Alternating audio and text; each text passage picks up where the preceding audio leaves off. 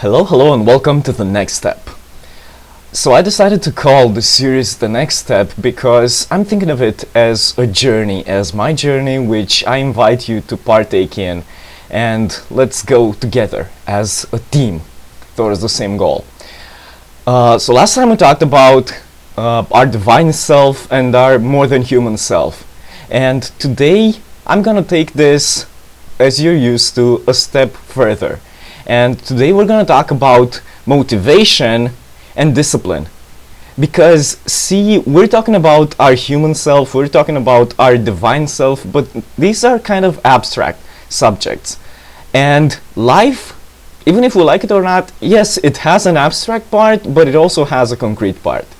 And the divine, although it may seem somewhat abstract, is put into physical form. By what? By action, of course.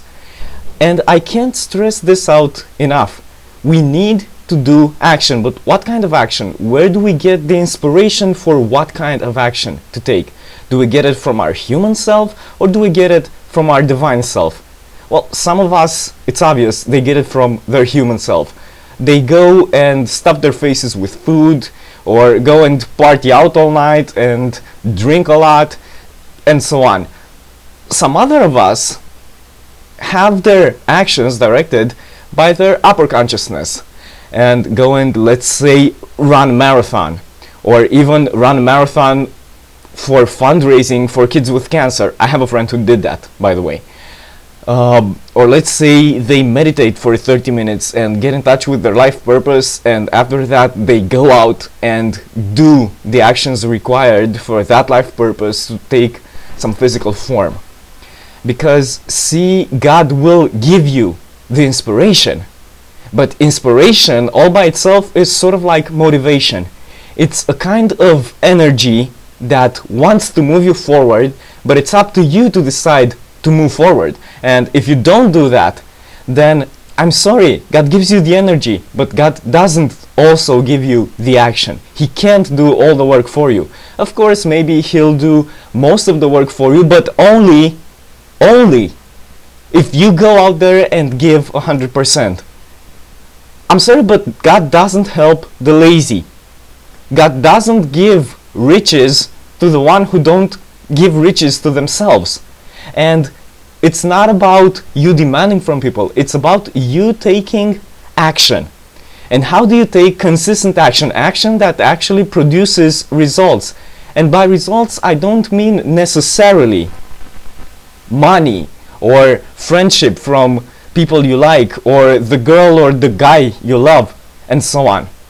I mean actually the results that you had in your definite chief aim that we talked about earlier on in the series. Motivation is the force that drives you forward. It's the place where you return to basically have good feelings in your body.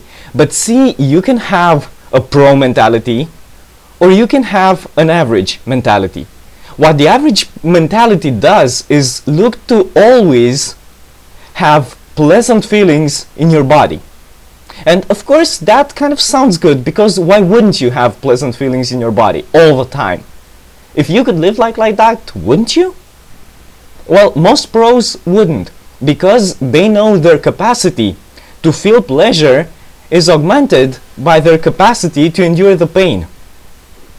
You know, because if you don't have enough pain, then pleasure will just get dull. Let's say the first time you eat an ice cream, you just love it. You haven't eaten ice cream before, or you haven't eaten ice cream for so long and you just love it. But let's say you take another ice cream and another ice cream and another ice cream in the course of several days. Well, by the time you reach day 30 or day 60, and day by day, you ate ice cream, that ice cream won't be so good, won't be as pleasurable as in the first day, because you don't have enough pain. But let's say you cut it, yeah, and you only eat ice cream for 1, maybe 2 days, and after that you have a period where for like several months you don't eat any, you don't get any pleasurable feelings in your body. Well, what happens then? If some friend comes to your place and he brings ice cream over, And it's been 2 months since you haven't eaten ice cream. Well, boy, will you ever love that. The same goes with pain and pleasure. If you want to make something, some difference in this world, then you have to develop the discipline. You have to develop the step by step routine that you don't even think about, that you go out of bed and you just do it. As you do breathing, as you do washing your teeth, you do wash your teeth, right? Well, okay. As you do those things, so shall you do the discipline. And once you're disciplined, you can install new disciplines because they'll be effortless. Yeah, sure, at first you will need motivation, but mind you, when you find motivation, take control of it and actually use it then. I caught myself like 10 minutes earlier just aching to do my push-ups. I just woke up and I was aching to do my push-ups. And I just did it because I knew that if I allowed myself not to do that, if I allowed myself to do anything else, then the thing I felt motivated to, that motivation would vanish.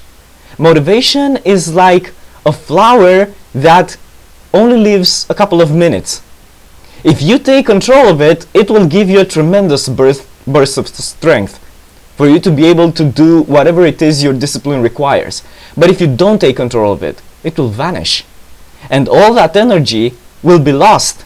So whenever you find yourself motivated to do something, don't think about it, don't do anything else, just do the thing you're motivated, do it all the way, because you will do it faster. And as a result, you will have more free time to do whatever else it is you would have done. If you don't do it then, I guarantee you, you will not do it.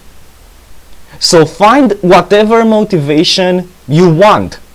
But after you find it, go and take massive action. I cannot stress that enough. And don't just do it then when you're motivated. Find out why you want the thing you want. And after that, install a discipline. Because motivation is only in the now and it doesn't really repeat itself. You can have a burst of motivation now, but it's like a fire.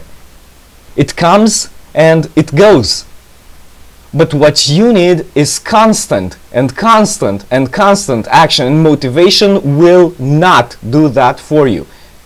You will get exhausted. Well, of course you will get exhausted by discipline. And then what do? Well, you come back to your safe place, you come back to your meditation place, and you remember the reason, the transpersonal, preferably, reason you are doing this. If you're doing that only for your selfish self, yes, you will be able to do that. Make no mistake, ego is powerful. But if you do it because your heart opens up and feels for somebody else, if you do it for a significant other or for your family or for your kids, that will give you motivation, that will give you strength and good feelings in your body to keep going. But the point is not having good feelings in your body. If you're only cutting that mentality, then that's an average mentality. The pro mentality is focused on the process. The pro mentality knows what it has to do, and a man has to do what a man has to do.